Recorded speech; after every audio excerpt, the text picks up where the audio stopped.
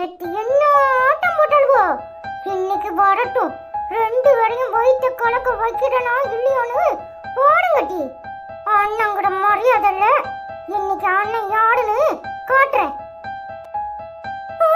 என்னட்டி அப்படி யாருடி தெரியலடி. நானே பயந்து நடந்து போய் ஓடமா உட்காந்துது. நீ வேற அதுவும் அண்ணனை கூப்பிடு. அதுவும் நம்ம பெட்ரூம்ல இப்படி காலை நீட்டிட்டு வந்து பப்பட பாடு உட்காந்துருக்கு.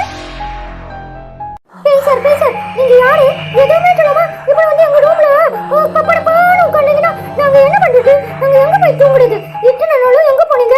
இப்ப எதுக்கு இங்க வந்துட்டீங்க? என்னடி அவந்து இவரு கோன்னு கொடுக்கிறாரு.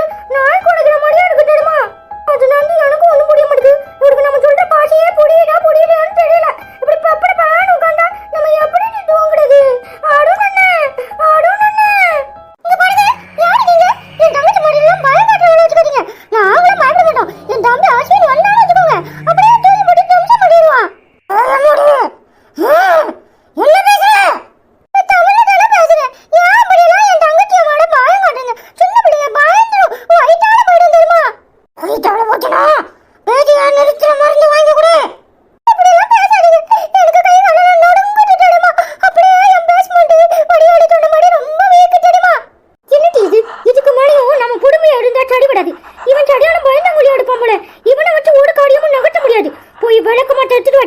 இன்னைக்கு போட்டு வெளுக்கிற வெளியில இவனை பாரு என்ன பண்றேன்னு.